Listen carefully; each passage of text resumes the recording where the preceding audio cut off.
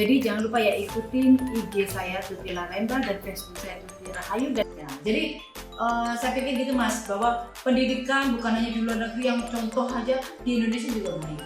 Nah, tinggal penerapannya kepada pihak-pihak yang bersangkutan. Beda dengan menarik dari perkataan ada sekarang ini sedikit dilaporkan. Padahal sedangkan pihak sekolah sendiri sudah menerapkan beberapa aturan dan sedangkan siswanya sendiri pun juga nggak menaati aturan tersebut gitu. Akhirnya kalau menurut saya pribadi juga nggak salah atau gurunya memberikan hukuman dan menurut saya sih juga agak aneh gitu ketika saya merasa bahwa baik dari pihak siswanya maupun orang tuanya nggak ngerti hukum dan aturan sama sekali, artinya main laporkan aja gitu. Ya, Jadi itu seperti apa? Dilemanya nih zaman sekarang, karena sedikit ngomong bicara negara hukum, terkadang masyarakat juga nggak memahami hukum. Pokoknya asal melapor aja kalau ada kekerasan anaknya di sekolah. Saya bilang tadi, saya ceritakan di sini. Saya dulu zaman sekolah dulu ya, itu guru selalu bawa penggaris kayu. Iya. Kalau saya dulu persis ya, waktu saya sekolah SD ya, guru saya itu luar biasa bagusnya. Ingat, setiap hari saya disuruh berkelompok ya, itu mencatat namanya cerdas cermat di TVRI. Itu kalau dia ngomong kita tuh nyatet, terus besok dikumpulkan. Kalau kita tidak bisa langsung dipukul kaki kita. Nah itu makanya saya bilang, dulu orang tua itu tidak terlalu terlibat Mas. Yang pasti anaknya dari sekolah kan ya, anaknya itu yang mandiri. Kan sekarang kan enggak, orang tuanya yang terlibat. Dalam arti apa? Anaknya sekolah, ibunya yang sibuk. Ya seolah-olah ibunya yang sekolah. Ya akhirnya contoh terkait namanya sekarang tuh kalau dicubit atau dipukul guru langsung dilakukan kekerasan dalam masa anak-anak ya.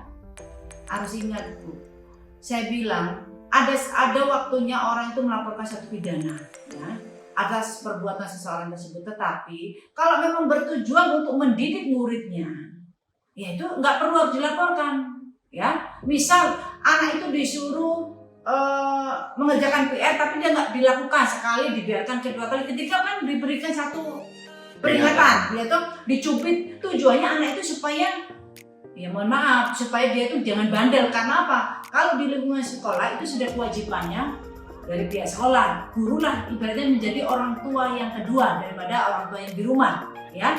Tapi kalau udah di rumah urusan orang tua, akan tetapi juga seperti demikian Mas, bahwa pihak guru juga ya jangan sampai memberikan satu pendidikan atau efek anak itu supaya patuh ya, ini berlebihan juga sampai ada yang dipukul, disiksa, itu ya sudah keliru. Itu memang sudah ranah pidana. Tapi sepanjang dia hanya mencubit ya kan, atau biasanya pakai penggaris, itu kan ibaratnya sayang ya kan. Nah coba bayangkan kalau guru membiarkan kita, itu kira-kira dia sayang nggak? Itu nggak sayang, berarti udah malas guru itu. Kenapa? Wah saya biarkan, terserah kamu. Tapi kalau masih kita tuh ditegur, diberi peringatan 1 kali, 2 kali, 3 kali, terus dicubit ya, atau tujuannya itu sayang dan dia supaya lebih rajin lagi, itu sebenarnya nggak masalah. Nah ini kebablasan masyarakat ini, nanti mendapatkan info dari anaknya langsung dia main laporan. Ya mohon maaf, kalau sebelum Anda melapor, jangan Anda melihat dari sisi satu pihak. Coba dikonfrontir dari pihak, kenapa anak saya dicubit, apakah anak saya ini punya salah ataukah, ini kan masih bisa dibicarakan. Jangan langsung langsung sendiri melapor. Nah ini makanya saya bilang, sekarang ini yang sekolah itu bukan anaknya, ibunya juga sekolah juga, bahkan bapaknya juga ikut sekolah.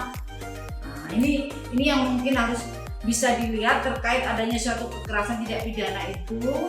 Jangan lantas sepihak saja diomongkan anaknya, tahu-tahu ternyata anaknya suka tukang bolos ya kan, terus dia ikut juga demo-demo. Kan sekarang buktinya kemarin tuh ada anak sekolah dia ikut demo, ditanyain pada waktu terkait Omnibus Law, dia tanya kenapa kamu udah nggak tahu apa-apa, cuma ikut-ikutan. Nah itu loh, sebenarnya kalau dulu kita nggak berani ikut demo karena belum waktunya anak sekolah itu ya. Nah, tapi sekarang anak sekolah ikutan demo, bahkan yang sering kita tonton di TV, anak SMP pun SMA sekarang udah demo-demo dan bahkan tawuran. Nah, terus kalau guru mau berbuat sesuatu takut nanti kena pidana, ya akhirnya dibiarkan. Akhirnya terjadi beda. Anak sekarang itu sudah sangat beda sekali dengan zaman dulu. Anak sekarang ya sudah terserahlah. Akhirnya gurunya juga bingung. Nanti ini kalau saya berikan satu efek supaya dia rajin, nanti saya kena pasal lagi. Pasal apa? Pidana terkait pemukulan, kekerasan. Nah ini menjadi masalah juga ya. Jadi buat masyarakat ya, buat hanya bukan kepada orang tua tapi kepada guru juga. Guru kembalilah roh seperti dulu. Dalam arti sebagai panutan ya, yang ditiru dan kalau bahasa Jawa itu digugu dan ditiru ya. Ya salah satu contoh tadi, jangan juga karena ini sekarang kondisinya zamannya sudah milenial, sudah modern, ibu gurunya, bapak gurunya juga ikut modern karena bang udah gak mau nulis, datang ke sekolah duduk manis, ya sudah kerjakan, lihat buku, pelajarin ya. Itu kan terlalu dinina-bobokan. Anak sekarang itu udah malas belajar, Pak. Baca buku udah malas. Di juga anak-anak orang Indonesia itu sedikit yang suka membaca. Beda dengan di Jepang, gitu.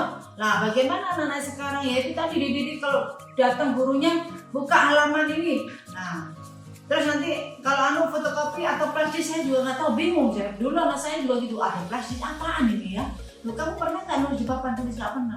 Saya waktu dulu masih SD, SMP, SMA itu setiap hari saya bagian nulis di papan tulis. Buku itu ditulis, gitu.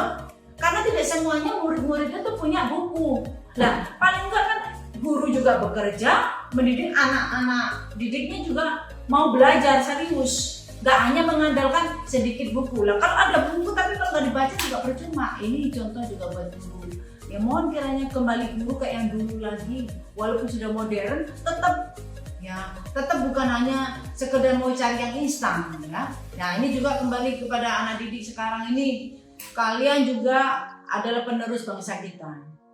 Tentunya kalau sudah di sekolah patuhilah guru Anda ya, ikutin arahannya karena guru itu adalah orang yang memberikan kita suatu ilmu kelak nanti kalau kita sudah besar dan paling tidak nanti Anda mengenyam suatu pendidikan yang sangat tinggi dan ilmu, dan Anda nanti yang menikmati hasil daripada apa yang sudah diberikan ilmunya oleh guru Anda.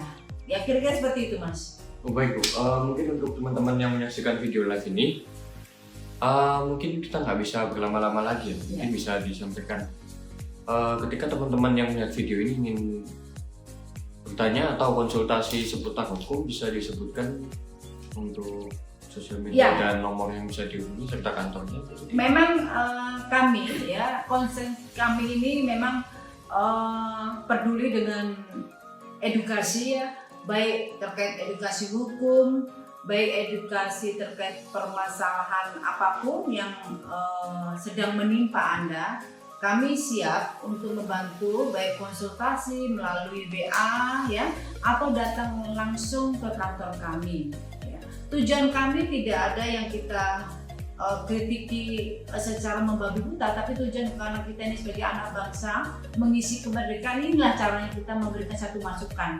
Bukan hanya sekedar mengkritik atau mencaci maki ya kebijakan apapun, tetapi bagaimana kita memberikan satu solusi atau masukan. Paling tidak inilah bentuk kami sebagai warga negara Indonesia. Bagi siapa saja teman-teman atau netizen semuanya, saudaraku semuanya, apabila Anda ingin berdiskusi ya atau berbincang-bincang terkait permasalahan hukum, atau Anda mempunyai permasalahan yang bisa didiskusikan, silakan Anda bisa datang ke kantor kami di Jalan Ketampon, Ruko Permata Kafling Bintoro, Ruko Permata Bintoro, Kafling 9798 Surabaya. Atau Anda bisa lihat di FB saya, Tuti Rahayu. Kalau IG saya Tuti Laremba.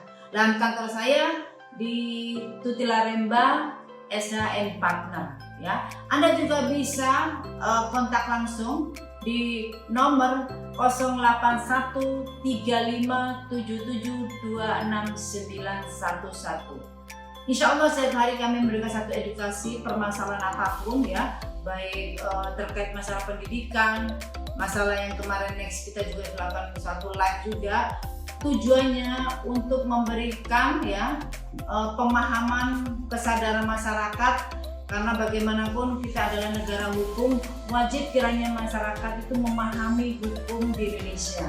Ya, jangan sampai ada bahasa saya tidak mengerti atau tidak mengetahui hukum. Ingat, Anda melakukan suatu kesalahan, hukum sudah ada yang mengatur. Ya, untuk itu bagi masyarakat silakan nanti Anda bisa kontak atau datang ke kantor kami.